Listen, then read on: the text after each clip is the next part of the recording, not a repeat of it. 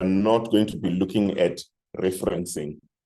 We are just looking at how the assignment needs to be written, since we've already spent time looking at referencing. So now we are looking at more the content and how it is presented.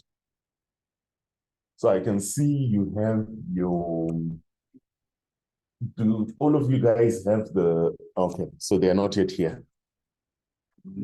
Morning.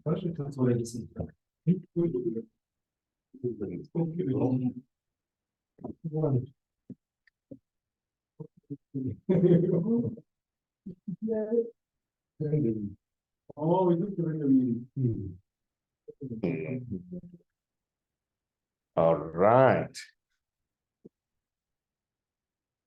So first things first. So what we're going to be looking at is we're going to be looking at this assignment. But before we go into the assignment itself, we first of all need to at least talk about what an assignment is, what exactly the purpose of an assignment is, and we look at the various types of assignments that are there. And then we go into how an assignment needs to be structured. And ultimately, we take a look at this assignment as an example. All right.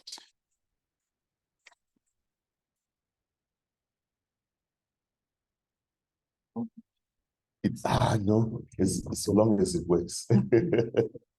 So long as it works. No, it does. So I usually have my connector, but I couldn't find it this morning.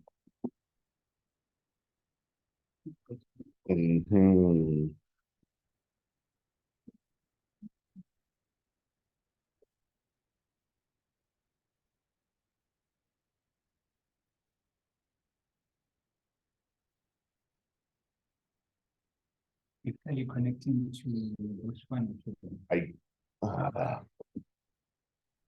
To that one, but still same challenge. So it would have to be there. Nobody's wife. Oh, okay.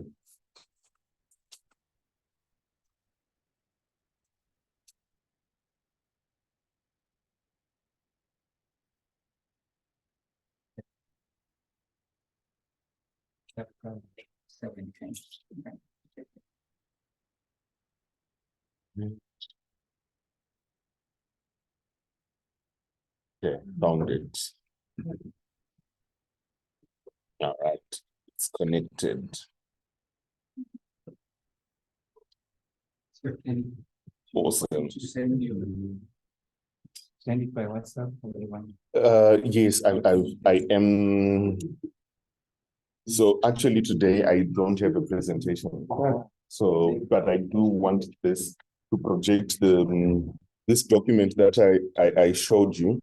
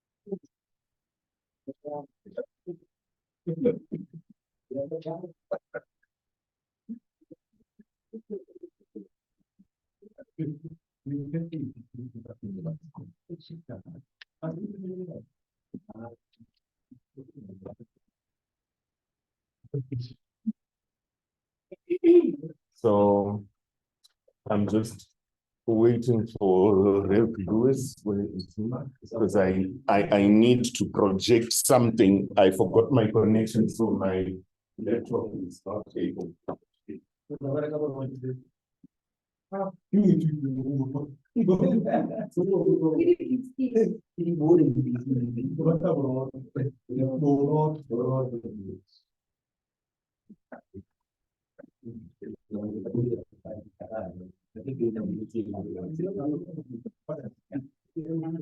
I don't know how to, because with my Apple product, I won't be able to finish to this one here, so I don't know how we can.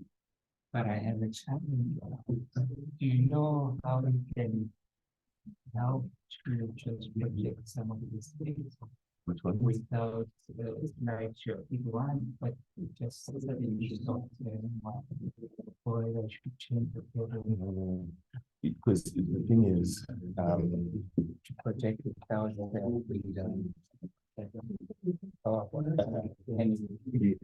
because the thing is, it's just now an issue of which screen we are projecting onto this wall. Okay. So you can choose the screen. Oh, you've downloaded it.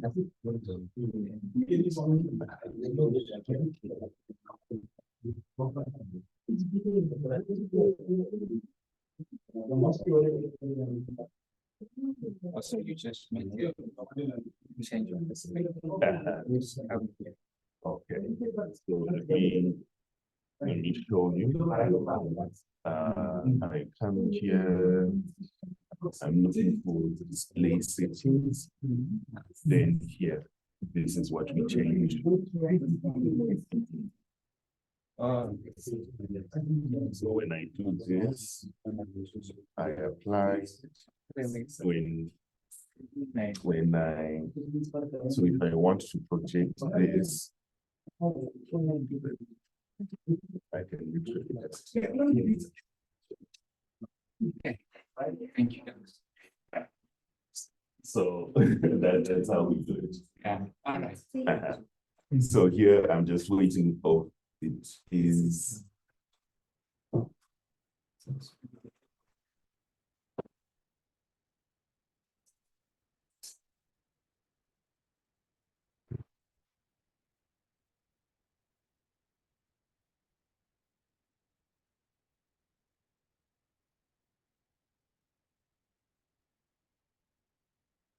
All right.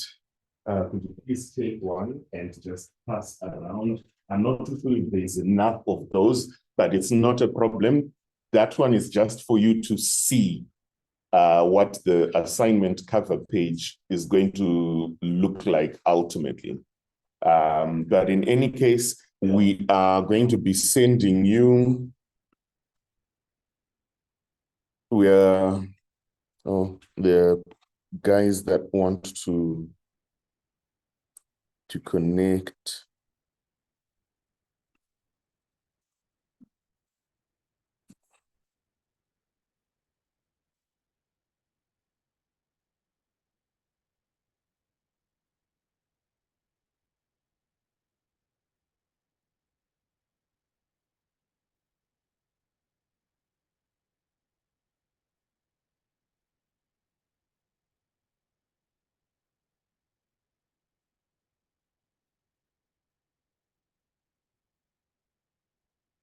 All right.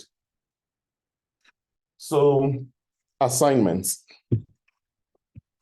1, 2, 3, 4, 5, 6, 7, 8. There are 2 people who are not here as well.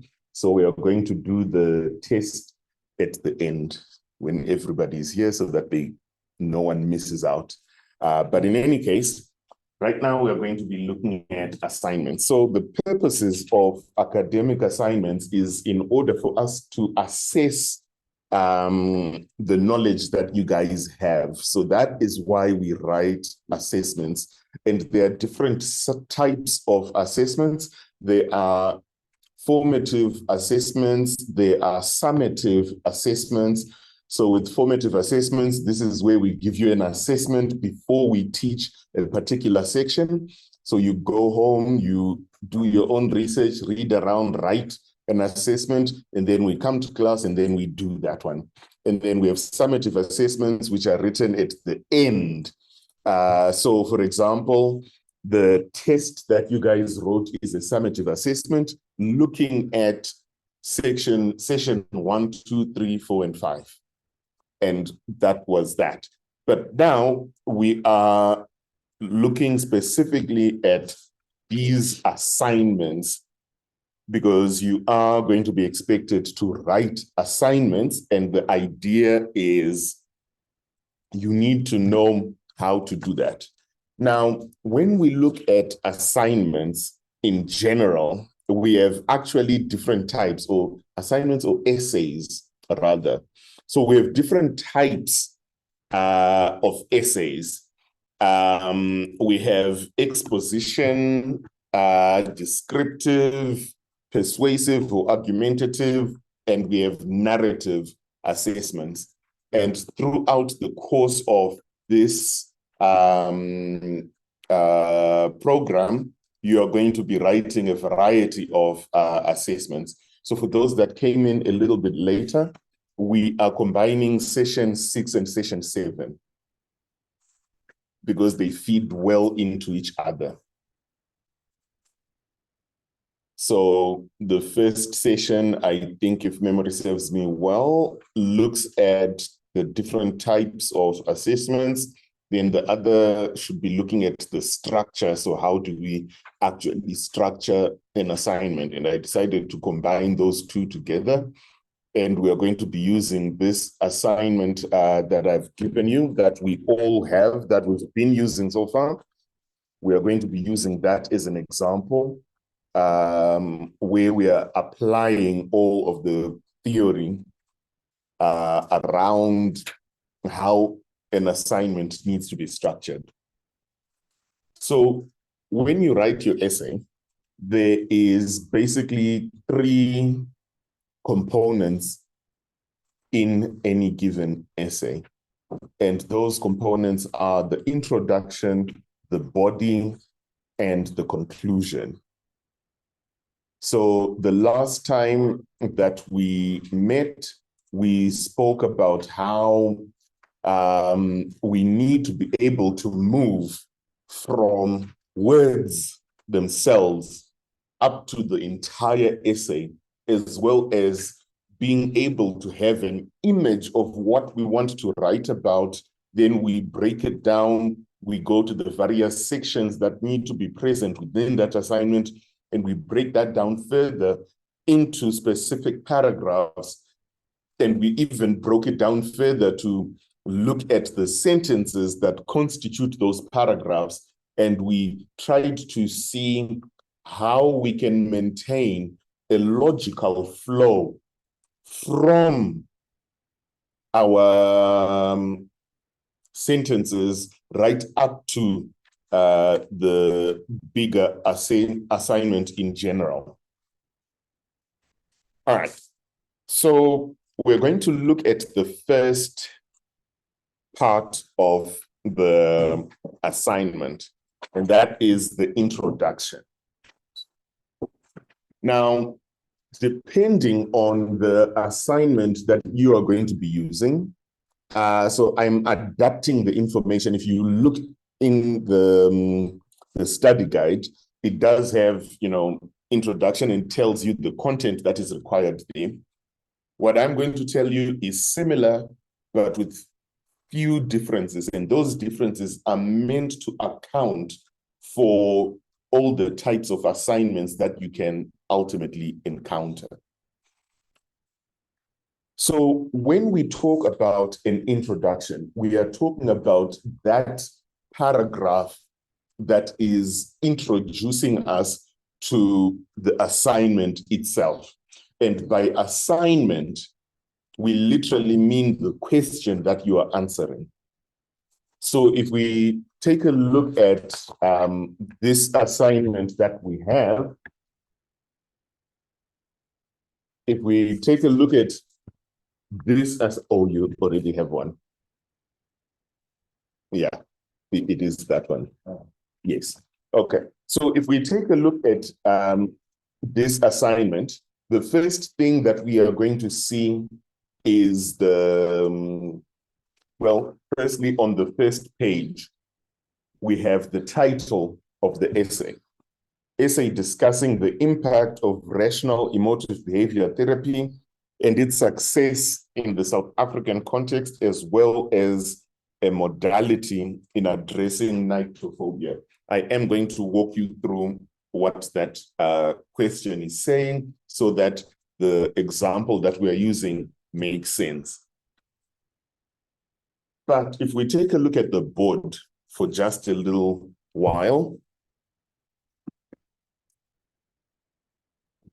if we take a look at the board, so I have created this assignment template. So all of you guys are going to receive this assignment template that walks you through how to write your assignment. And I'm also going to explain how it works and what exactly it is that we are looking at.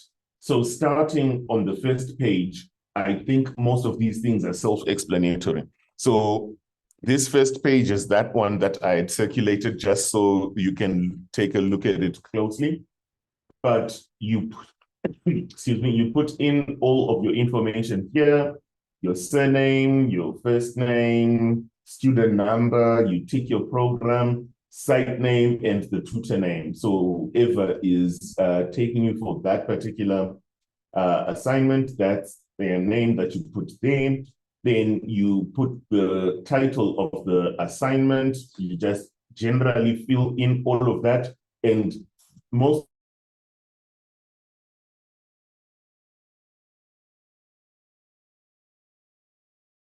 originality. I hereby declare that the work attached to this cover page is my own original work. All sources used, whether directly or indirectly, are referenced. I also declare that no artificial intelligence is used in this assignment.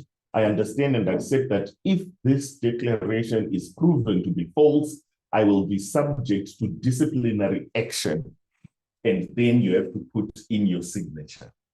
Now, what this is meant to prove is that plagiarism is a crime. It's a very serious academic offense. And you need to sign so that you can easily hang yourself in the event that you go against the thing that you've just said over there and we discover it. Then you have broken a legal contract. And I don't know to what extent this might relate to covenant theology, because with the covenant, we know that there are always obligations and there are also consequences of going against the covenant. And so by fixing your signature there, you are saying, if this declaration is proven false, you will be subject to disciplinary action. And unfortunately for you, it doesn't state what that is. Meaning that maybe grace might be at work. Some people might have a lighter sentence, others might have a tougher sentence, but it is at the discretion of Mukanyo Theological College. Disciplinary action. No. Disciplinary action. I have, there's a certain lady that I was studying with at Wits, and one of her chapters was referenced poorly, and her supervisor was extremely strict about it, and she actually went for a hearing. She got suspended for a year because they said you are at master's level, and if you are failing to reference properly, it means you are deliberately plagiarizing or stealing other people's work. So she got suspended for a year. She came back and then she finished it. But already you've wasted 2 years. All of your compatriots are gone already. And so this is to show that this is a very serious offense. So this is where we are going to be putting all of your grades. We take a look at, so all submitted assignments need to adhere to the following minimum requirements. Tick the boxes to indicate that the requirement has been met. Is there a table of contents? Is there an introduction? Are there body headings? Is there a conclusion? Do you have a bibliography? Is there in-text referencing? The document layout and formatting according to the raw guide? And do you have the correct word count? Now, in most of the assignments that you guys are going to write, they generally range between 1,000 and maybe around 2,000 words. So it depends on the nature of the assignment that you have. But by and large, we are talking about 1,000 words.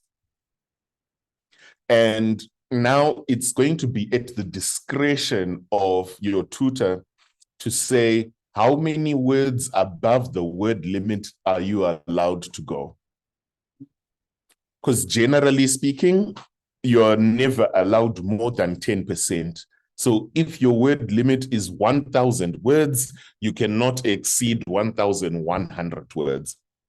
But that is still at the discretion of your lecturer, because they might say, you know what, 5 words above, and that's it. And the reason why they do that is because word count is actually part of what you are being examined on. Your ability to communicate effectively within a specified limit. Because, for example, some of the churches that we go to, you are only allowed to preach for maybe 30 minutes. Some say 45 minutes. You can't go over. So this is part of that training so that you are able to effectively communicate in that specified amount of time.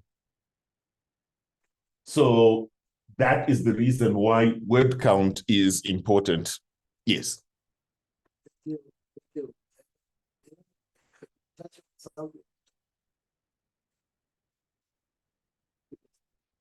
But can you just confirm? So typically when the pastor prepares a sermon, they try to go through a similar exercise. Maybe it's 2 different exercises when they prepare sermons. So because always see them making notes, is this a similar exercise? Right. So it's similar in the sense that it feeds into that. So with a sermon, most of you guys are pastors already. Some of you guys are going to be pastors when you are done with this. But we all, for those that are pastors already, you always have your sermon outline, right? And with your sermon outline, this is where you have your main points. And as you are actually preparing for your sermon, you go through almost a similar process as preparing for an assignment, because you also need to do research. So first and foremost, you're asking yourself, what kind of a sermon am I preparing? Am I preparing thematic or systematic, or am I doing a topical sermon? And so either one of those will determine what you're going to do. So typically with what is broadly known as topical sermons, this is where you want to talk about discipleship. All right. And if you want to talk about discipleship, you're going to look for the verses that speak to that particular topic or to that particular theme. But if you're doing an expository sermon, this is where you are going through the more exegetical way of doing things, which is Romans 1. I'm going to preach on Romans 1. And so now you begin to expose the main things that are there. But ultimately, what you are going to be doing in any case is to provide yourself with a sermon outline that indicates the main points that you are going to be talking about in that particular sermon. You can go even in your research to look at what commentaries are saying. What did so-and-so say about this particular thing? You are reading around in order for you to get an idea, but ultimately we are saying that the word you need to be presenting is a word that is coming from God. And there's often a tendency of wanting to light the offering yourself with your sermon. Don't do that. Because the honors of preparing a good sermon is on you, but the honors of making or transforming that good sermon into a brilliant sermon, that is up to God and the Holy Spirit. So don't take the role of the Holy Spirit. And also don't confuse your own preparation for the work of the Holy Spirit. How can you differentiate that? There's a word to use, doctor. I think you said you need something. Can you just maybe? All right. Explain Okay. So the preparation of a sermon involves two things. And broadly speaking, we have your own preparation. So you go and you conduct your own research. You have a portion of scripture or maybe a single word that the Holy Spirit has given you. I want you to talk about forgiveness, right? So you are now opening your Bible, doing your research, looking at what forgiveness is all about. You are writing down your notes. You have everything now. So the onus is on you to actually do that legwork. Because when the Holy Spirit comes and it speaks through you as you are delivering that sermon, it needs to work with something that you have. And if you don't do, so there is this joke which is usually found around, seminaries where pastors are being taught how to write sermons. There is this pastor, Sunday service, stands in front of the church and he prays, God, please give me the words and the information that I need to provide to your students, to your congregation, to your people. And then apparently a voice from heaven came and asked the pastor, so are you telling me you're not prepared? So the idea is we need to be prepared, but let us not confuse being prepared with actually doing the work of convicting a person's heart. So that part of convicting a person's heart, that is what I call lighting the offering. The only thing that we do, especially if you look at 1 Kings 17, what Elijah did. Elijah prepared the altar. The fire did not come from him. The fire came from God. So as we are preparing for our sermons, we are not the ones who are going to be lighting the fire. And we should not attempt to do so. Because to do that, there are a number of implications right there. Firstly, we have broken the first commandment, which says what? Thou shalt not have any other God. Exactly. So how have we broken it? We've broken it because we are taking the role of God himself. And we are putting ourselves in the place of God. So it's similar but somewhat different when it also comes to an assignment, because the onus is on you to do all of the preparation. So you have to conduct your research. God will do the rest. Yes. So let's check. When one is preparing for sermon, academically or theoretically, is there a minimum or maximum time which one must deliver such message? Right. So that one is flexible. It depends. I was reading this book that was talking about Calvin, John Calvin, and it said that he had 5 sermons a week, different, that he was doing from the time he started until his death. He would deliver 5 sermons, and those sermons would be 30 minutes long. But he would have a separate Friday sermon that would happen in the evening that was 3.5 hours long every single Friday. Ultimately, the point I'm trying to make is, while sermons can be of varying lengths, it's all ultimately going to be determined by what your actual church, their regulations say. Because some churches, I know my father-in-law, he is pastor at Assemblies of God.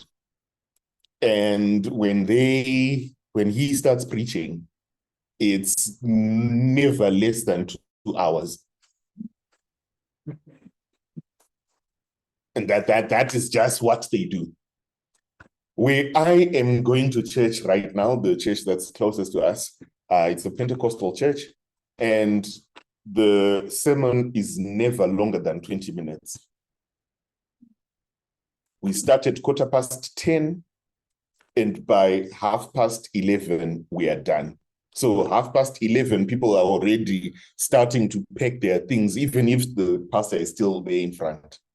The longer thing that we have there is the praise and worship. And so the actual word, 20 minutes. So it depends on where you are actually pastoring.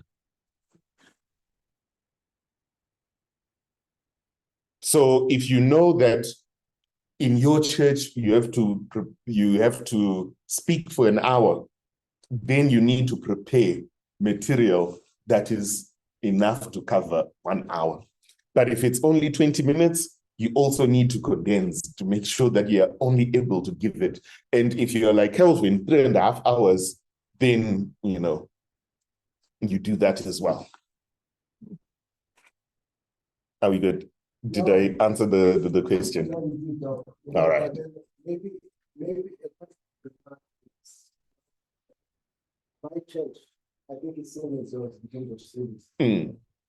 Not more than one.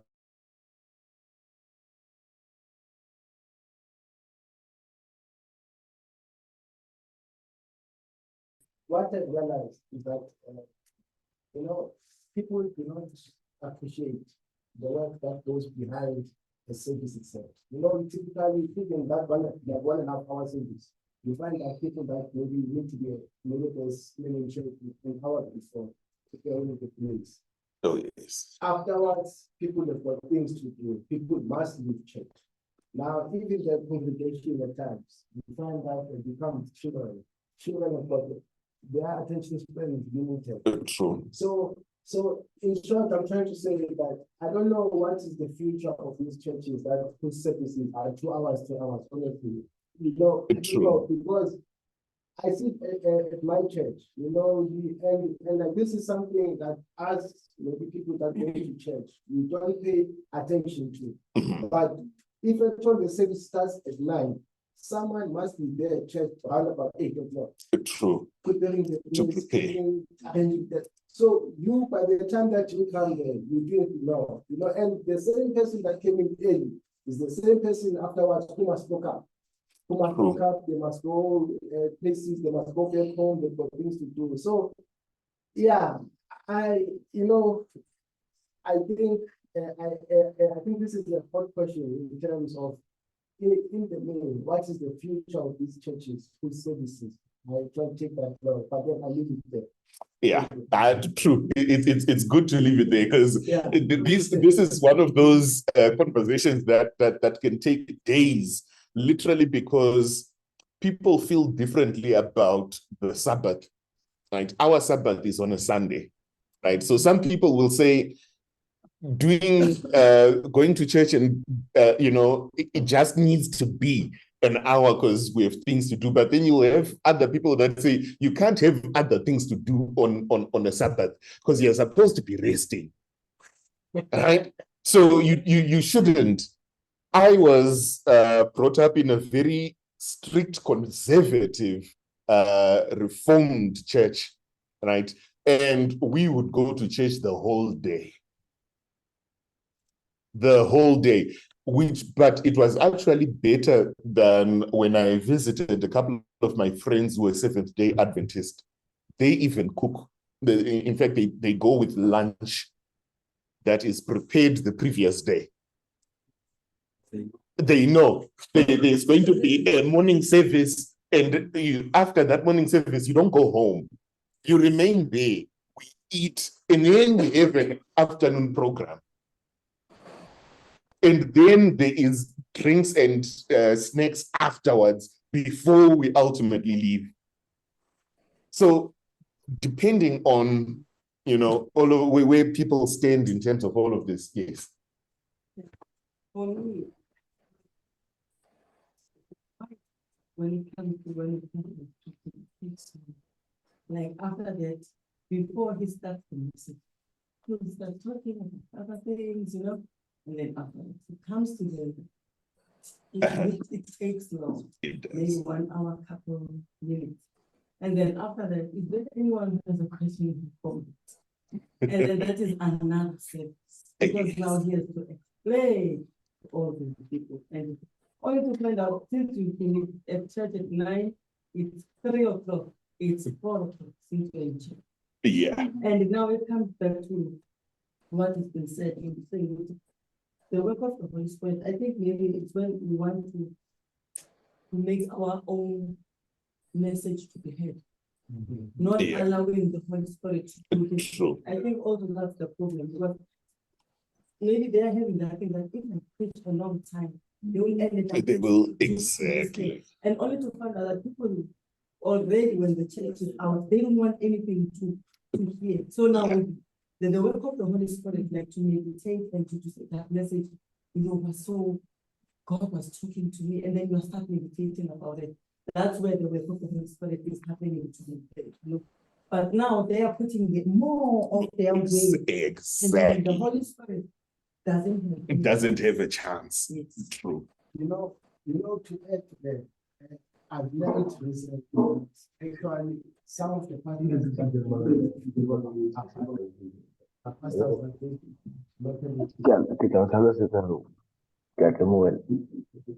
No, I couldn't remember. No,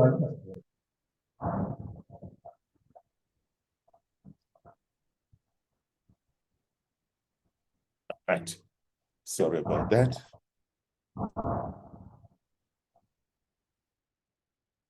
Right. Sorry about that. Can you? No, I was saying that someone remarked, I think recently, that actually some of those churches that maybe do that practice, I'm not sure how true is that, but then you do have some pastors who go to deliver sermon, taking out people. Oh yeah. Hoping on the morning of the sermon that they will get the word delivered. And so I don't know how true is that, but then maybe I don't know how. All right. So there might be some truth in that, and now I'm sort of shifting our conversation back to the assignment, because there is this belief that people that are unprepared will always exceed the word limit. Mm. If you don't have really things to say, you end up trying to touch on everything. And this tends to happen if you also have a very short time within which to write the assignment. But if you have a longer time, you're able to go through the first draft, you go through, you revise, you cut down things, you sort everything out. So if you have more time, you will produce a shorter thing. But if you have too little time, it will be way too long. So there is that comparison, and that's what people genuinely believe. But in any case, let us move on. And I'm seeing that the guys that are online cannot see what is happening here. So let me do this for you guys. I'm going to send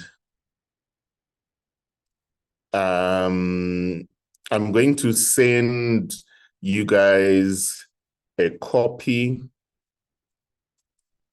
of this document that we are using, and it is a document that you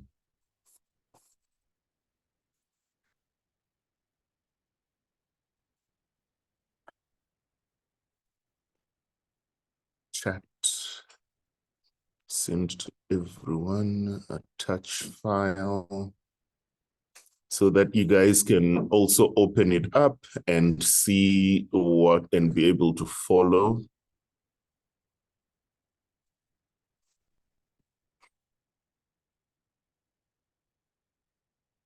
All right, so you guys now have access to it.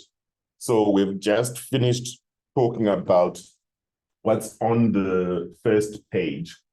Now, table of contents. The table of contents is a very important part of your document because it gives us an indication of how your entire assignment is structured. Or another way of looking at it, it is your broad overview. And for those that are struck by the fascination of this thing, this is also how you can present your own sermon outline. So as you are preparing for your sermon, so these are just the very big and broad headings that we or topics that you'd be preaching on. Now, there's one thing that I want you to notice. As you can see, we have heading 1, and when we move to heading 2, it is going inside. Heading 3 is going inside. Heading 4, inside. Heading 5, outside. That is not a mistake. So this is not a mistake. This is how your assignment needs to be written. So what this means is that in any assignment or in all of the assignments that you guys are going to write, I am going to explain all the way up to heading 5, but predominantly you guys, if anything, you'll only end up at heading 2. Rarely would you go to heading 3. But let me explain what these headings are. So there are 5 different heading types in any assignment. Heading 1, this is the main heading or the main title.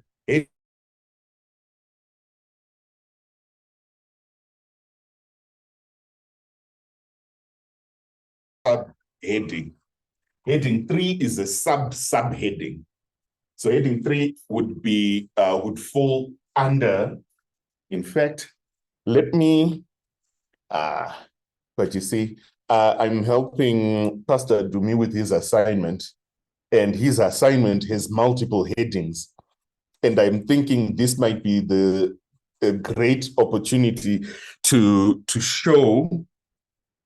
So let me actually use that. Unfortunately, I'm not going to send it to the guys that are online. But let me send it. Let me project it here so that you guys see, because here, this is still an example. And I want you to see how the subheadings look like.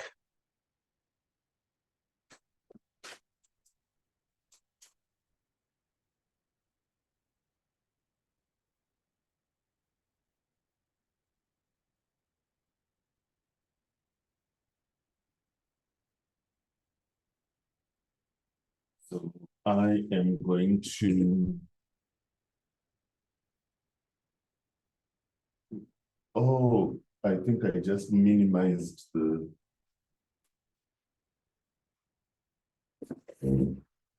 right. So this is Pastor Jumi's assignment. And so this is what I want to talk about.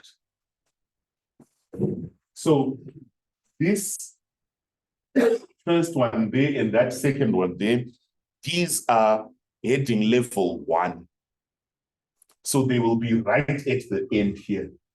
So this 2.1, that's a level heading 2. And 2.2 is also at the same level heading as those. But this one is level heading 3. So it's 2.2.1. So this is how it will look like. And 2.2.2 and 2.2.3, these are all level heading 3. So if we go back, so one thing that I want you to see, from level heading 1, you press tab, you go in a little bit. And that 2 is this one here is also a level heading 2, so it's one step inside. Level heading 3, you put 2 tabs and you get there. So when we now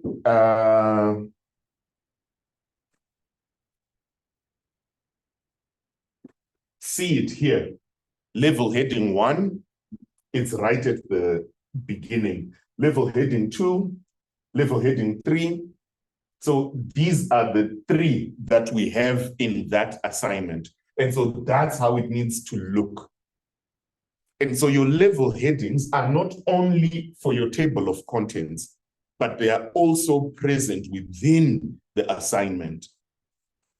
So within the body of your assignment, your heading, your level heading 1 will be at the center within the assignment. It's at the center and it is in bold. Your level heading 2 will be in bold, but it will be to the side.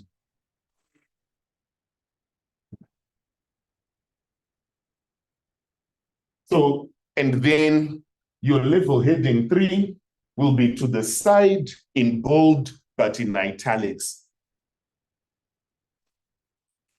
Level heading 4, it's in bold and it is part of that statement, of that sentence. You will never get to level heading 5, but if you have it, it will be in bold, italicized, and part of the sentence. Yes. So I just want the manner of the position where this being allocated. It's actually not just the creative depth model, for the reason of location, but it's to explain their purpose. Exactly. As the introduction is in the middle. So in other words, it will give us the whole central information or what's going to be happening going up. Absolutely. So the idea is the different level headings also speak to the way you have structured your work. So if we think about it in this instance, in fact, let's go to the table of contents for Pastor Jumi. All right. So the question that he is answering is refuting universalism, a contextual exposition of Romans. All right. So what is happening is he has decided that the main things that he is going to be looking at or focusing on are the arguments for salvation apart from personal faith in Jesus Christ. And then the next main thing that he's going to be looking at is the contextual exegesis of Romans 2:14 to 16. But in doing that exegesis, he then decides that there are certain things that need to be explained while I am dealing with the contextual exegesis thing. And so he says the first thing that I'm going to be looking at is the verse-by-verse exegesis. The second main thing that I'm going to be looking at, still under that, is the contextual analysis. So he's going to do a verse-by-verse and he's going to do a contextual analysis. But that contextual analysis has multiple parts. And so now we have the level heading 3, where we are saying part 1 of the contextual analysis looks at the immediate context. And the second one looks at the section context. And the third one looks at the book.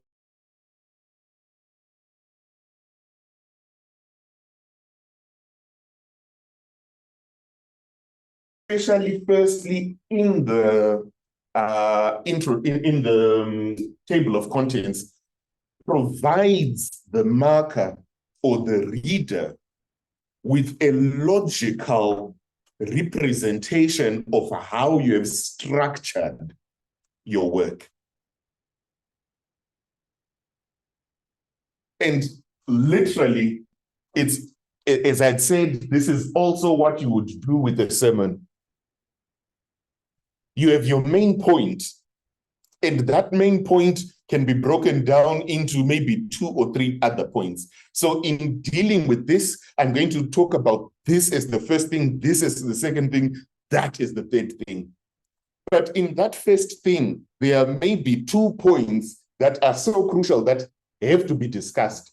So now you have part 1, and now you have 1.1, because you also have 1.2 and 1.3, but in 1.1, you have those other 2 points. So you have 1.1.1, 1.1.2, 1.1.3. So will I be correct? This would be interpreting the scripture. Yeah, in essence it is. So in the context of a sermon, you are interpreting the scripture without having interpreted the scripture. You are only showing that this is how I'm going to interpret my things. This is how I am going to talk about this question that I have. Exactly. So this is why your table of contents is also very important. So don't take it lightly, because it adds to the reader's understanding of what you're trying to put across. And in essence, and this is something that you won't find in a textbook, what is being implied by doing this is that there is a way of talking that enables people to understand what you're trying to do. So if you tell people how you are breaking down the things that you're going to tell them, it makes it easier for them to be able to follow what you are saying. So you don't just tell them that I'm going to break down my conversation into this, that, and that, or maybe my argument is consisting of 3 parts, which are this, that, and that, and you end there. And when you now get into the body of it, you then don't use that structure. People will still be lost. So after you have given us this table of contents, within the body of your essay, you then need to adhere to that structure. Yes. Also, I can understand in terms of the table of contents being like actually essay, but the essay itself, we also have the body of content, because essay I've always thought about always have introduction, the body, and the conclusion. Yeah. So the introduction, body, and conclusion, all of those things are level heading 1. Right. I want you. So the way that I'm going to answer you is by contextualizing this.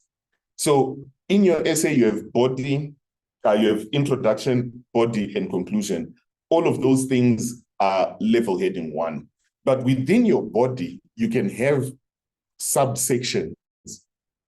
In order for you to adequately explain certain things, you have to break them down into their constituent parts.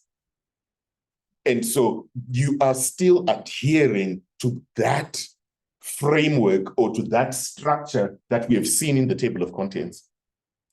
So you will have almost a repetition of your table of contents within the body of your work, but I say somewhat of a repetition because you are in the body of your work, you'll have that as the title, and you are going to actually then write the paragraphs that are in line with that title. You go on to the next title, you provide us with, a structure for that title, and the same thing goes and goes and goes. So your table of contents actually reflects what is present in your assignment. So we maintain that structure. So right now, if I wanted to forget everything that is here and decide to only look at the immediate context, I'm able to only look for page 3 because that is where we are finding page 3. That's where we are finding. All right, so this needs to be fixed, but anyway, we are in the process of fixing everything. But the idea is, if I want to look for the contextual analysis, it says here on page 3, I need to be able to scroll down to page 3 and find what I'm looking for. Yes. So this structure here, this is what we are looking for. So your table of content, that needs to be in the table of contents because it is a content as well. So we find it in the table of content. And remember, anything that is written on this side here, right at the very end, on the left-hand side, that is level heading 1. So it will be centralized. So this one needs to be centralized.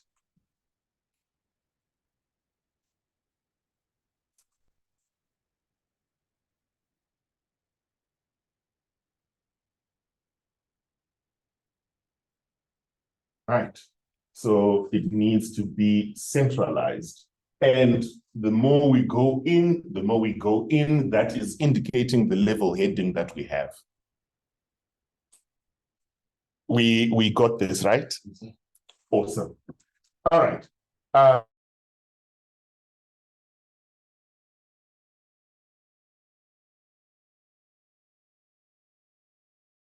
That level heading 1 needs to be centralized, it's at the center.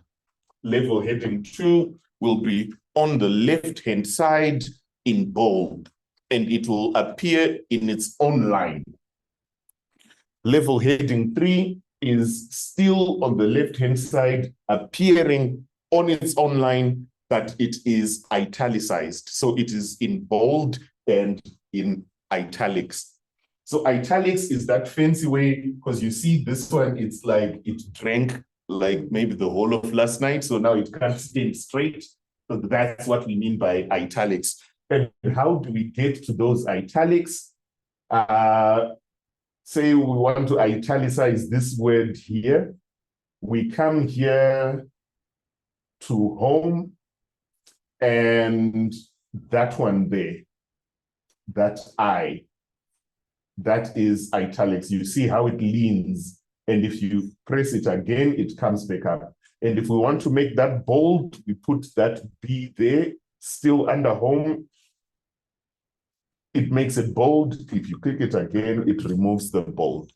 So that's how we get the bold and italicized. All right. So just because I have given you guys this template that has level heading 1 up until level heading 5, it does not mean that your assignment is, as you are writing it, everything is going to now end up at level heading 5. The idea here is should you have within your own structure something that is appearing at level heading 5, this is how it needs to look like. So if you don't have until level heading 5, remove it, right? Because ultimately, for most of your assignments, you are not going to go beyond level heading 3. But in the event that you are writing a research report, research reports are different because they tend to have more parts and more sub-parts. So that is why you would end up having to use even level heading 4 and 5. But if it is just these assessments that we are going to be giving you, then this is where we end up at level heading 3. All right, so now the introduction. What exactly needs to be in the introduction? So use that one there. Now, you can write these things down in the assignment or anywhere. So for me, when I talk about introduction, your introduction is, and it sounds so simplistic, but it introduces your topic or your assignment, but there is a particular way that you have to introduce your assignment. So there are 3 things that I always look for. Now, some of you guys might have heard, and when you read through that document, that you need to have a hook when you are writing your introduction. It's a good and splendid and noble idea, but the challenge is most people fail at giving a hook to the extent that you are diluting the quality of your introduction, because you just want to find a hook, something that is. So I want to tell you that a hook for your introduction does not necessarily have to be a single statement, which is the first thing that you write. If you can do it that way, by all means, but you can also have a hook of the entire introduction based on how you are writing it. And I'm going to explain. So the 3 things that we said we are looking for in your introduction. The first thing, let me do it this way.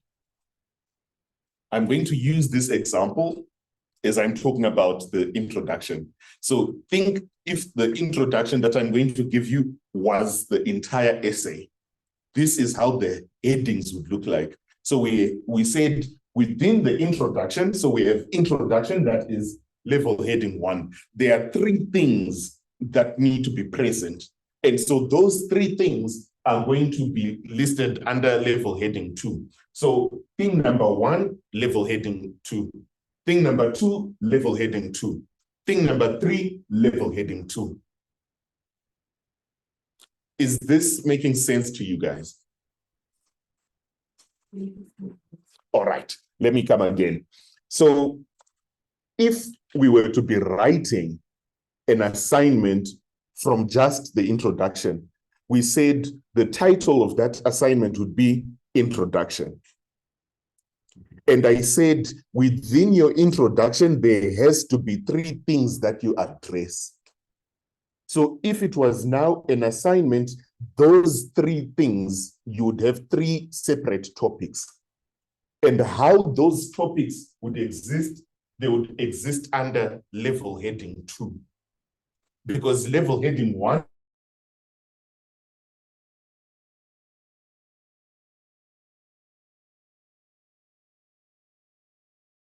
heading 2. So A, B, C, the 3 things, they will all be heading level 2. All right? But what are they? The first is you need to give us the purpose of your assignment. Why are you writing this assignment? All right? So we're just using this, but you get it. So the first thing is the purpose. Why are you writing this assignment? Now, the reason why it is a good thing to provide us with a purpose is in order for it to help you, the writer, and I, the reader. Because it sets up for what we are going to be seeing in this assignment. Because I shouldn't only figure out that, oh, this is what they are talking about when I'm now in your first paragraph of the body. But it is the purpose of your introduction to say, guys, this is what I'm going to be talking about. So the purpose, and so how that purpose is written, you can do it in multiple ways. More often than not, people tend to restate what the question is, or to give us the question in their own words. So this is the reason why I am writing this assignment. So I'm writing this assignment to accomplish this, that, and the other thing.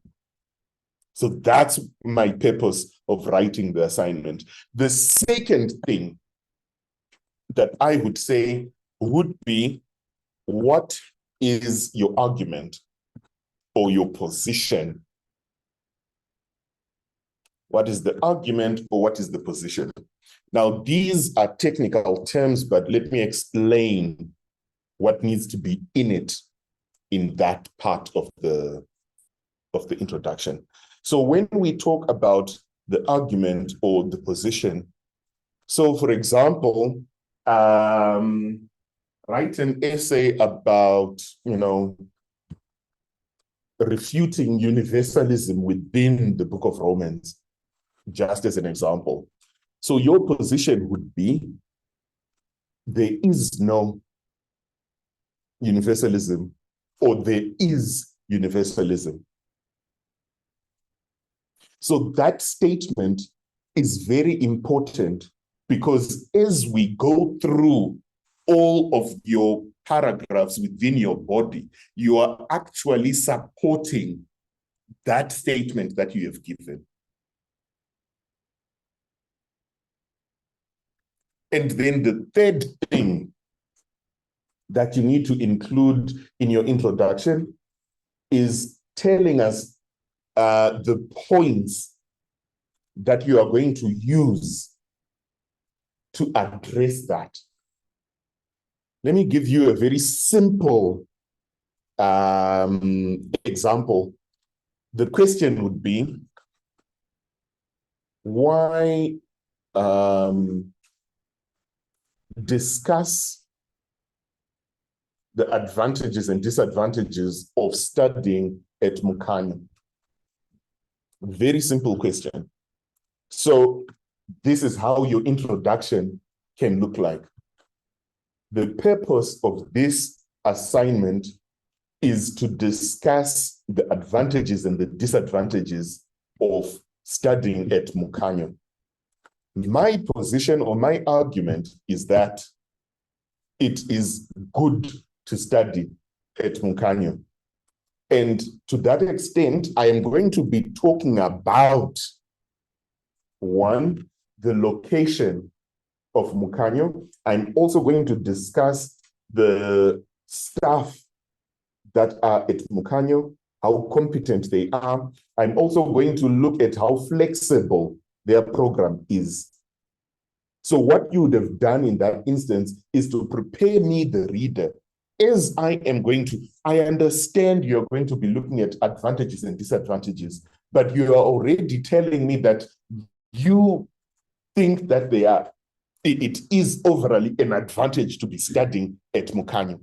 And so what are some of the things that you're going to be looking at?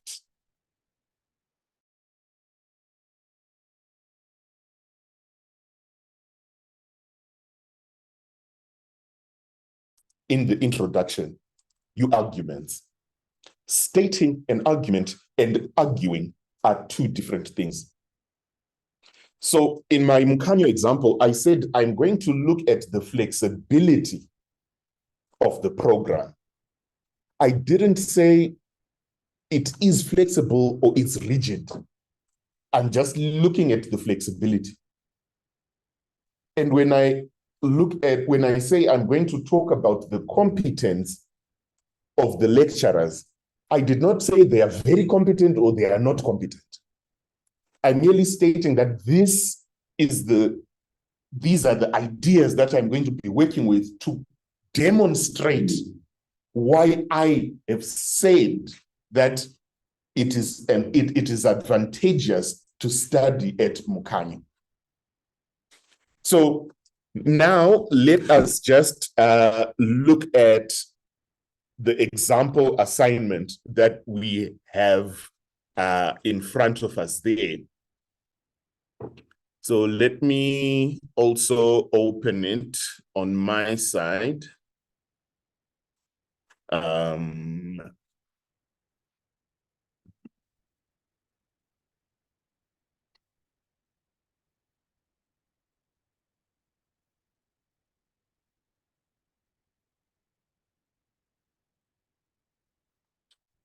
Because the copy that I had, I gave it to you guys. All right, so let us start.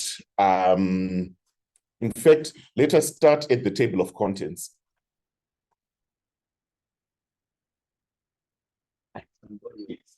Oh, yes, thank you. So that at least I will be able to move around a little bit. So the table of contents, so this is the document that we are using, so this assignment. So if we look at the table of contents, we are able to see that that word table of contents, right, is centralized, right? The title of the table of contents is centralized. And when we look at the table of contents, it's right at the extreme left side, showing us that that is level heading 1. And if we see the corresponding heading, which is table of contents over here, it is level heading 1 because it is in bold and it is centralized. And the introduction is also level heading 1 because it's on the extreme left side. And when we look in the assignment, the title introduction, it is in bold and it is centralized. So how a title appears in the essay is different to how it appears in the table of contents, because here in the table of contents, it's at the extreme left-hand side. But that signifies that it is level heading 1, and in the assignment itself, it will be at the center. All right. And the question that this person is answering is looking at rational emotive behavior therapy and its impact in the South African context and as a treatment for nyctophobia. So what these guys were asked to do, right? This REBT, or rational emotive behavior therapy, it is what is known as a therapeutic modality. This is what psychologists use when they are treating someone with anything. So this is a modality, a treatment or therapeutic modality that is being applied to a specific condition, which is nyctophobia. Nyctophobia is a fancy way of saying fear of the dark. So there are those people that, you know, sleep with the light on. It's considered a problem. You know, you have to sleep with the light off. Why are you afraid of the dark?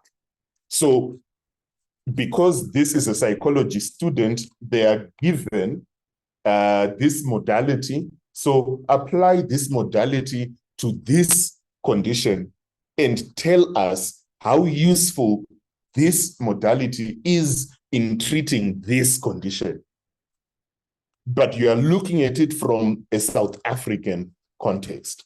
So we are not applying REBT to nyctophobia in the US or in Japan or in Mozambique, but we are doing it in a South African context. So this is what the assignment is all about. So now I'm going to read for you guys the entire introduction, and then we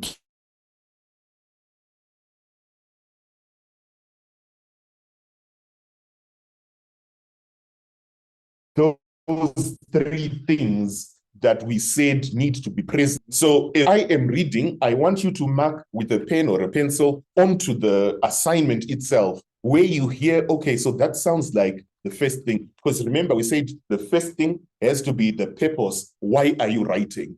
The second thing is your position or your argument. So what do you say concerning what you're about to write about? And the third thing, you are indicating to us the information that you are going to include in order for you to prove your position or your argument. So those are the three things that have to be there in the introduction. So as I read, I just want you to, you can even underline and say one, you underline where one is, because that is the purpose. And then the position, if you see it, you underline and you just write two. And where we find the information that is going to be spoken about in the essay, you underline those things and you just indicate three. I want to see if you are able to identify them.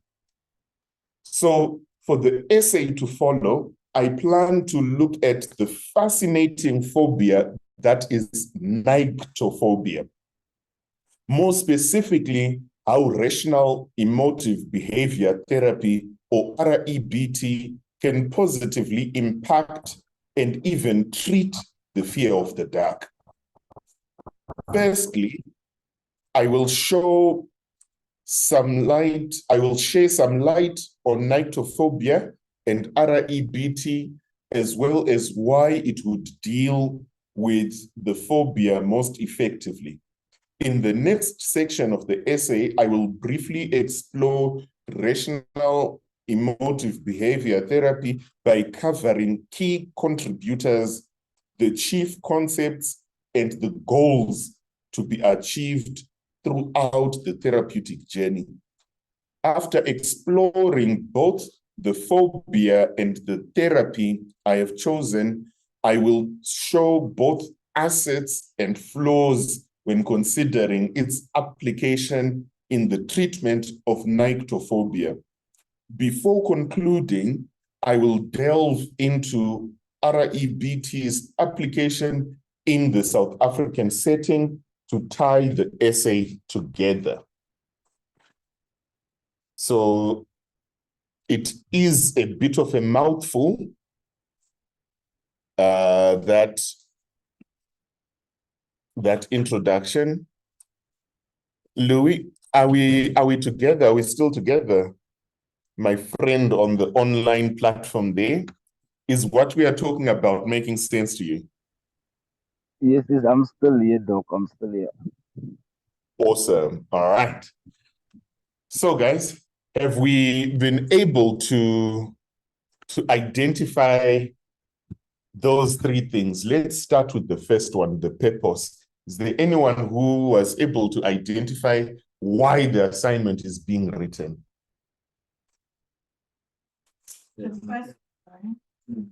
Yes, Mama. Can you read out the purpose? Look at fascinating phobia that is nyctophobia. More specifically, how rational emotive behavior therapy can positively impact even treat the fear of the dark. So for this person, this is their purpose. So this is why they are writing the assignment. So they are writing this assignment, and I like the fact that you highlighted the word plan, because we are beginning to see that this is their intention. So this is what I plan to do. This is what I intend to do. So the purpose of this essay is for me to look at this phobia and then to look at how that therapeutic modality can treat that phobia. So that is the purpose. That's why they are writing. All right. And the second thing, their position. Here, I think I'll give you about 5 minutes for you to read the paragraph again, because I know with this second one here, it's a bit tricky. I'll give you just 5 minutes, scan through and try and figure out what their position is or what their argument is. Because at least here, then we'll be able to see an example of what an argument looks like within the context of this. So I'll give you about 5 minutes. I will get a glass of water.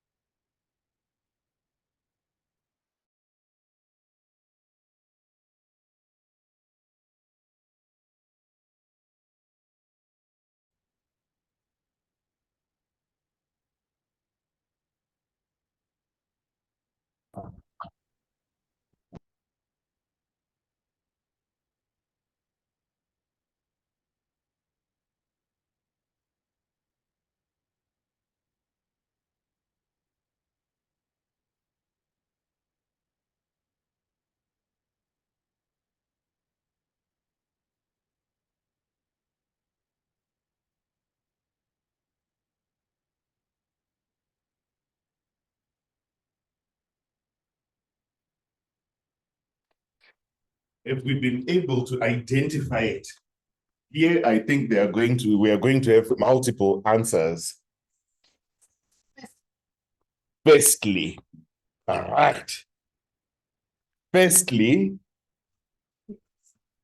I will share some light on nyctophobia and REBT, as well as why it would deal with the phobia most effectively.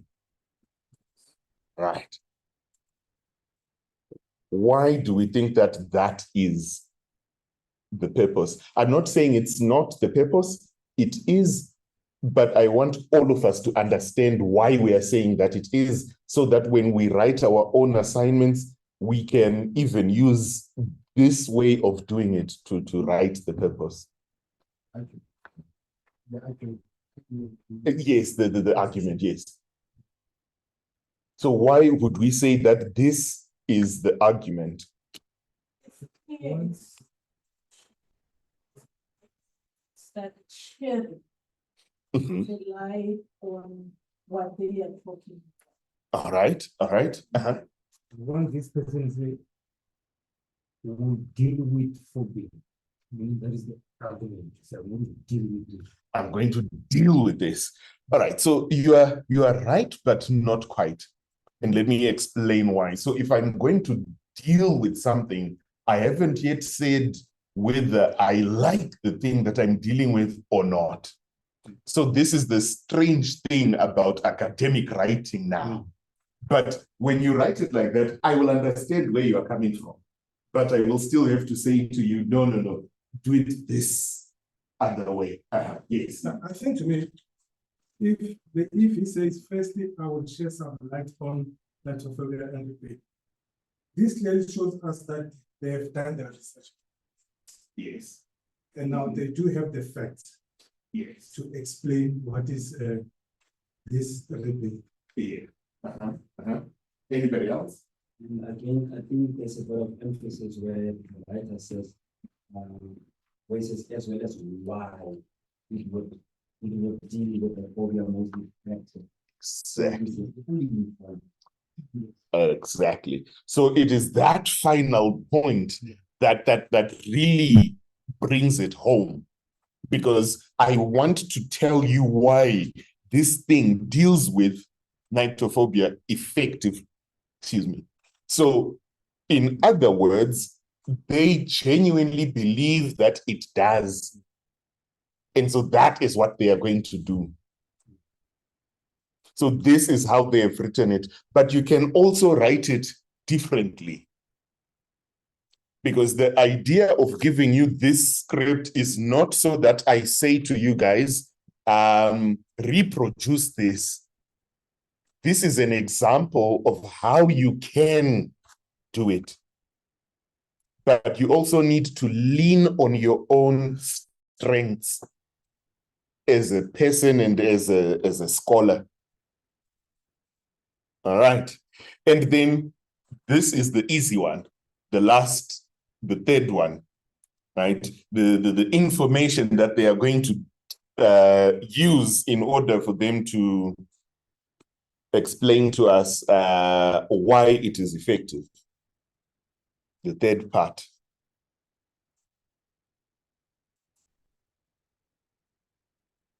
Yeah, that part, I think basically it is the remainder of the statements. True. Yeah, it is the remainder of starting in the next section of the essay.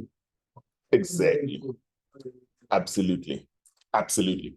So the idea is, after you have read this introduction, it needs to provide you with adequate information as to what exactly is this assignment all about.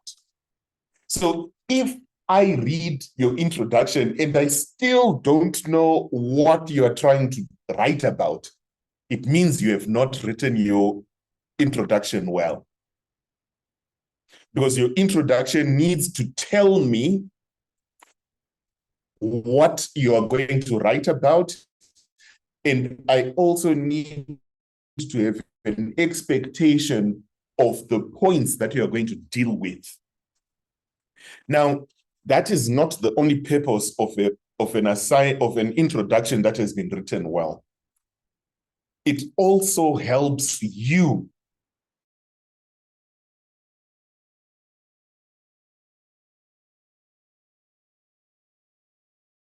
for the Bachelor of Theology. They might have assignments that can run as high as 3,000 or 4,000 words. Now, in those assignments, because there is a lot to write, you can, from time to time, forget where exactly you are.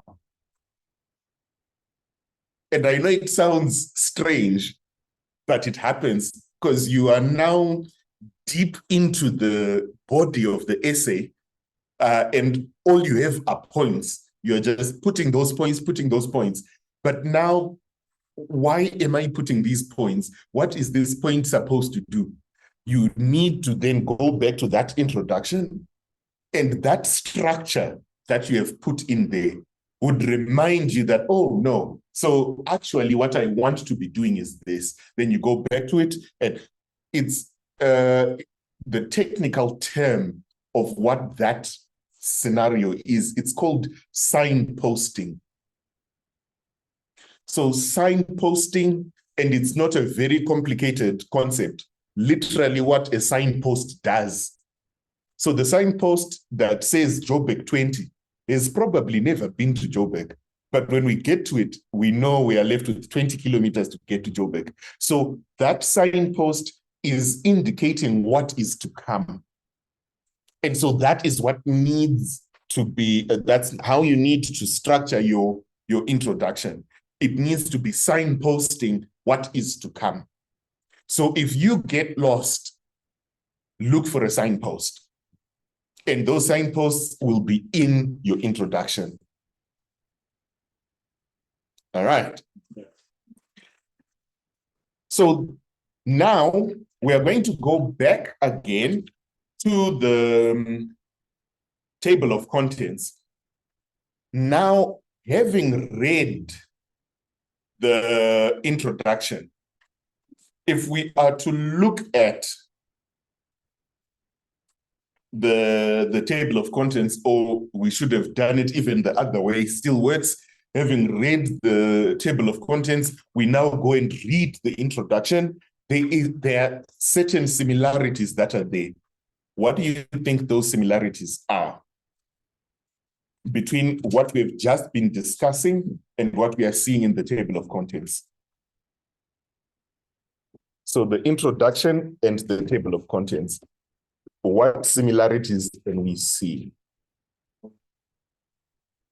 there? Oh, yes, so there is that, but there's something else, because we've been talking about the introduction, we've been discussing the introduction. Strengths and weaknesses. Strengths and weaknesses, all right? Do we see those in the introduction? Mm-hmm. Yeah,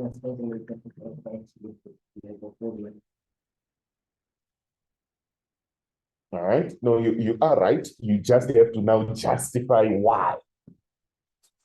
Yes. Oh. all right, yeah. Because we've got a subtopic and a sub-subtopic. Mm-hmm. Yes. Exactly. So strengths and weaknesses, that is the main heading. And then after that, we now have strengths as a subtopic and weaknesses as a sub-subtopic. Again, all right, so that's good. But there's something else as well. Conclusion must talk to the introduction. The Conclusion must talk. Oh, yes, true. So the conclusion needs to talk to the introduction. We will get to the conclusion and also discuss what is in there. Right now, I just wanted us to see if you are able to identify the similarities between what is in the table of contents and what is in the introduction. Because there's something there.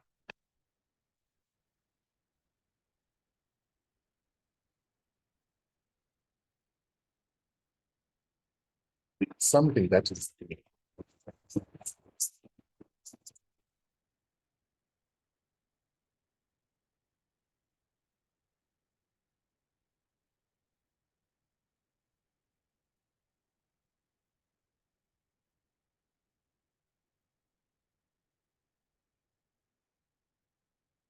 Let me give you guys a clue.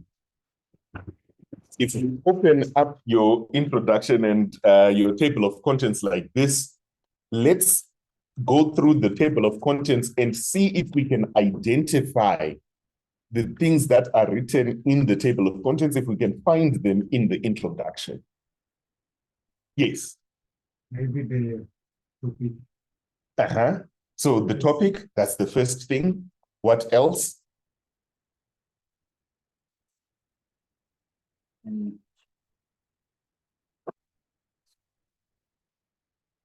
Right. So let us all go to the introduction. What did we say the purpose was? Mhm. So we said the purpose of the essay To explain to you and facilitate for them. All right. And when we look at the table of contents, what else, what can we see that is there? What was mentioned in the introduction. It's now being divided on. Yeah. So what was mentioned in the table of contents. So there's a point that I want you guys to get.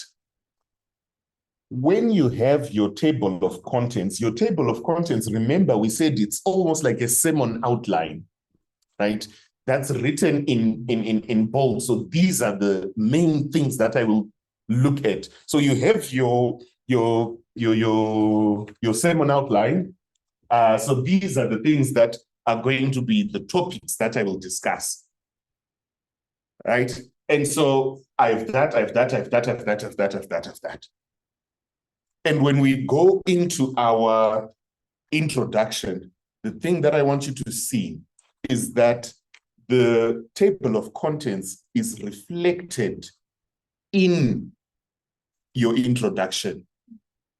It is done deliberately because we want the person that reads, even if I was to look at your table of contents, I need to be able to see the journey that you are going to take. So the journey that you're going to take is you have your introduction, but the first thing after the introduction that you're going to be looking at is what is REBT and how can it impact nyctophobia? And when we look at the purpose for this essay, I plan to look at the fascinating phobia that is nyctophobia, more specifically how REBT can positively impact and treat fear of the dark. So already right there, I can immediately see that, okay, so you are going to have a set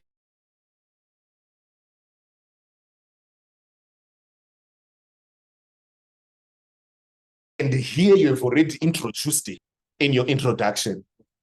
We move on. So from there, firstly, I will share some light on nyctophobia and REBT, as well as why it would deal with the phobia most effectively, right? And then we come here, REBT is a modality. So we are now looking at, how. Firstly, I will share some light on what nyctophobia is, as well as why it would deal with the phobia most effectively. So in other words, the introduction is We'll get there. Yes.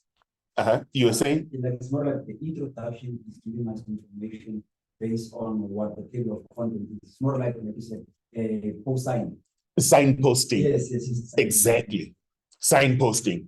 And then immediately after that, so it also then says, in the next section of the essay, I will briefly explore REBT by covering key contributors and the chief concepts and goals to be achieved throughout the therapeutic journey. And after exploring both the phobia and the therapy, I will show both assets and flaws. So that word assets and flaws means strengths and weaknesses. And so already, when I start reading the table of contents, I get a very rough idea of the sections that you're going to have. And when I read now your introduction, you are almost fleshing out, you're beginning to flesh out your table of contents. And so by the time I finish your introduction, I now know what the entire essay is going to be like, what is going to come, and how you are going to discuss it. All right. And now, the last thing that we are going to look at is the conclusion. And so within the conclusion, again, we also have three things that we are going to be looking for. The first one is the simplest one. You are just restating why you have been providing us with this information. The reason why you have to do it that way is after reading 3,000 words of your assignment, because you and I have now been in the middle of it, in the thick of things, discussing points, arguing for and against, strengths and weaknesses, advantages and disadvantages, and providing many, many points. I'm probably exhausted.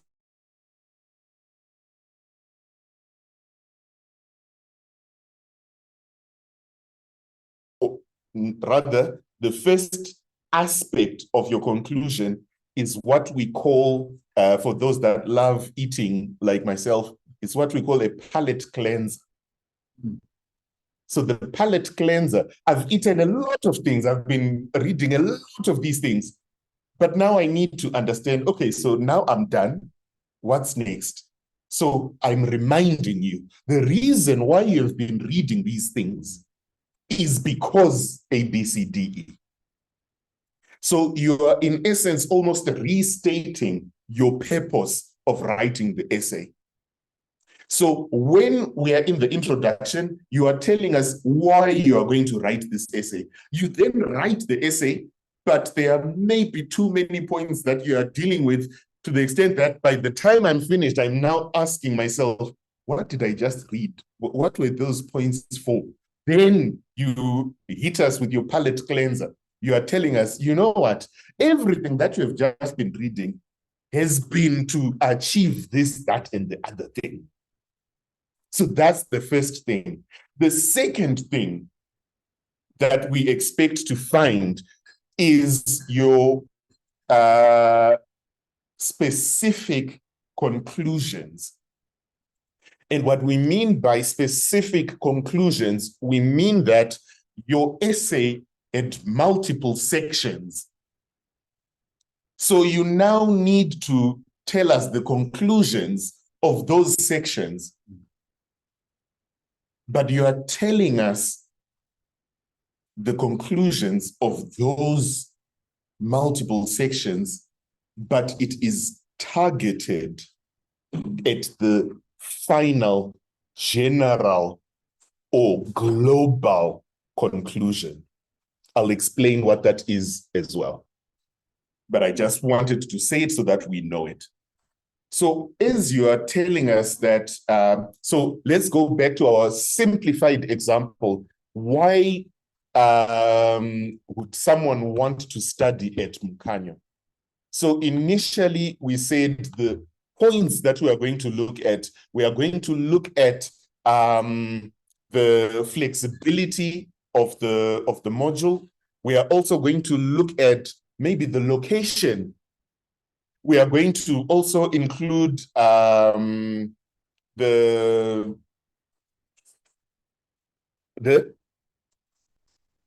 advantages and disadvantages, the competence of the lecturers, right? So these are the points that you will then have a section for each point. So now when you are giving us your entire conclusion, firstly, you are restating. So guys, the reason why you've been reading all of this is because I was trying to either prove or disprove that, Mukhanyo is where you have to study. All right? And I looked at the competence of lecturers, and I was able to see that actually the lecturers are not that competent. But when it comes to the venue, it is very convenient. And I also like the flexibility of the module, because I am able to do this and that. So all of these are small micro conclusions to the various sections that you had. And it is all leading to what I was calling the global conclusion. Global is just a fancy word for everything. So ultimately, right, and that would be the last thing. You have said the purpose was to look at whether or not it's a good thing to be studying at Mukhanyo, and you've provided us with the summary of your key sections. So what is the conclusion? Therefore, I believe that it is a good thing to study at Mukhanyo, all things considered, right? Both the weaknesses and the strengths. And the other thing that you can also include in that third and final part, depending on the nature of the assignment, would be recommendations. So now you can provide us with recommendations because you have done the research, you have written the assignment, you have provided us with your arguments. And from there, we are now able to see, okay, so we understand that, you should study at Mukanyo. But if you were also asked something along the lines of recommendations, now provide us with recommendations. Maybe people should study at Mukanyo, or maybe they shouldn't study at Mukanyo. Or maybe people need to study at Mukanyo, but they need to take into consideration 1, 2, 3 things. I just wanted to add that. Exactly. And there is no such thing as a right or wrong recommendation, because by its very nature, the recommendation is coming on the basis of what you have provided us with. So your recommendations, we will never say they are wrong, because they are based on the way you see things, based on the information that you have written out. Exactly. So a recommendation might be, Joburg, the learning site, not good. But maybe if you go to the Pretoria one, then you can. So that's a recommendation entirely up to you. Let me be sure if I understand you correctly. Definitely. Feeling it properly. Right? Yes. Taking all the ingredients, it was my word side, it was my soil. It was, the stove that I needed and all of it. And now this part is already ready. We have chowdy, but we have chowdy with different meals. It can be made with milk, it can be made with sweet fish, it can be with True. Then once I'm done, I can then recommend to someone, you can eat up every time when you want to, and you can eat it with everything. And while then I will start staking in. It's easy to prepare, it takes less than 5 minutes. Oh, yes. So is that more of it? Yes, that's exactly what we are talking about. Right. So finally, we are going to, and I am also seeing that we are left with 1 minute, but we're going to read this conclusion, and I'm going to be itemizing for you those 3 things that we said have to be in the conclusion, so that you can have an example of how it can be written.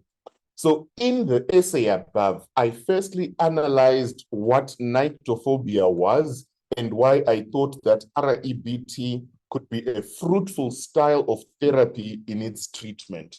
So that first sentence there is restating the purpose. So after having gone through all of those things, now we are being told that, this entire essay that is above, I firstly wanted to do this. And once I had made my claim, I moved on to providing a background for REBT, and which covered multiple parts of the modality. As the main area of focus of the essay above, I provided both sides of the arguments, that is nyctophobia as a potential treatment, as REBT as a potential treatment for nyctophobia. Then using a well-structured and logical argument, as well as a multitude of case studies and research to support it, I feel that my claim was substantiated. So in that final sentence, in fact, all of this other information that they've been providing us, they've been restating what has been happening in the essay. So what he actually did is to say, I had multiple parts in my essay, but in my conclusion, I'm going to tell you what those multiple parts were and what they were trying to accomplish. And in that final statement of his, which says, to support it, I feel that my claim was substantiated. So that is his global conclusion. But it doesn't end there.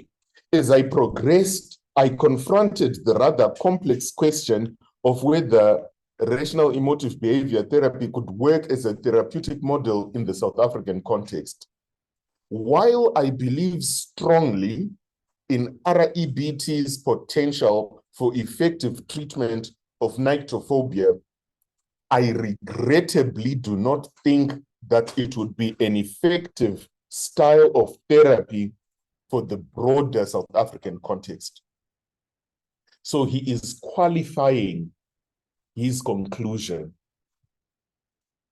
And what we mean by qualifying a conclusion, we are providing a rationale behind the conclusion that we had. Because remember, he said, I do feel that REBT is effective at treating nyctophobia. However, it is not as effective if applied to a South African context. This statement proves that while grand theories such as REBT may cover a plethora of subjects, they do not, however, fit everywhere, which is why therapists should always approach therapy with an open mind and a vast arsenal of modalities and techniques. That last sentence, those are the recommendations.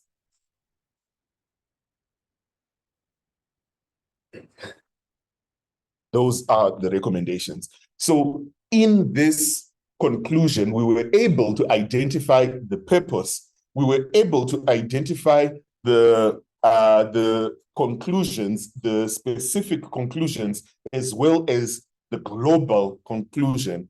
And it took it a step further, and it gave us recommendations based on the conclusions that had been made. Because the conclusion that was made is, yes, REBT is effective with nyctophobia, but no, it is not effective within a South African context. Therefore, the recommendation is we need to understand that the use of these big theories, they need to be contextualized, and we also can't use a single therapy. We need to have multiple therapies that we can use, and then they are done. So what we are seeing within this conclusion is also a reflection of what was present in the introduction. But it is also a reflection of what we saw earlier in the table of contents. And the moment you write it like that, you are tying everything together. And so that becomes a logical progression of your assignment. And if you are able to provide us with an assignment like this, then we will be getting our high marks. All right, so I'm going to give out these, and I'm not going to tell you your mark. You're going to, I'm not going to say it out loud, but I am going to call out two people and put them on the spotlight. They do have different marks, but I feel like these are individuals who need to be celebrated. So the guys that are online, you've already received your tests. Penlock. Right. So this is the first person that I am going to highly recommend. You are seeing your mark, don't be disheartened. You actually did exceptionally well, because the first day with us, we were writing the test, and she did extremely well for a person that had not studied at all. So it is absolutely amazing.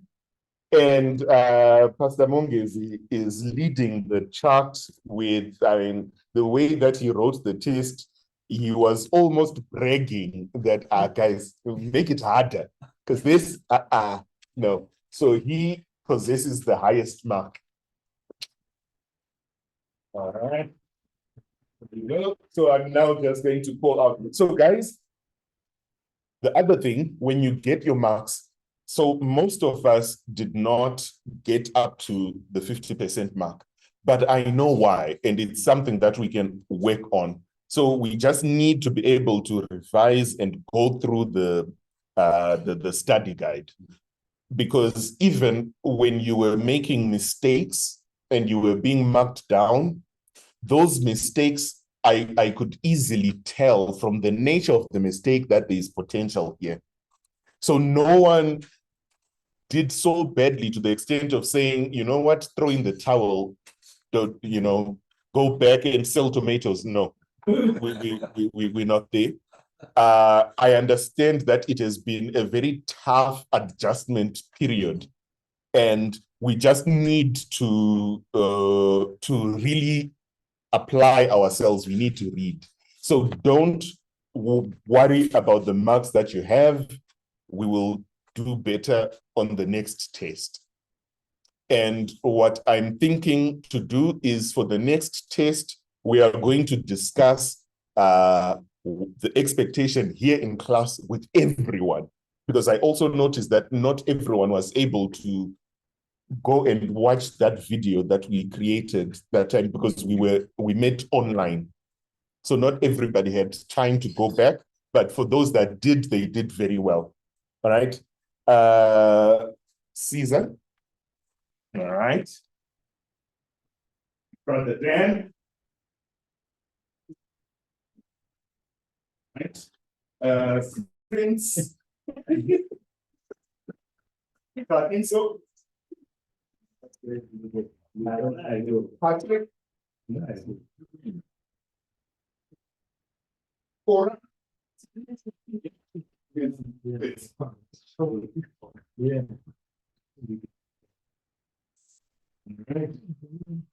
one's yours. And Alan is not here, but the other online guys, they have received their work. All right, so guys, the guys that are online, we are going to take about a 15-minute break, and then we will come back. So we're going to end this recording for now, and 15 minutes, then we come back. All right, thank you very, very much.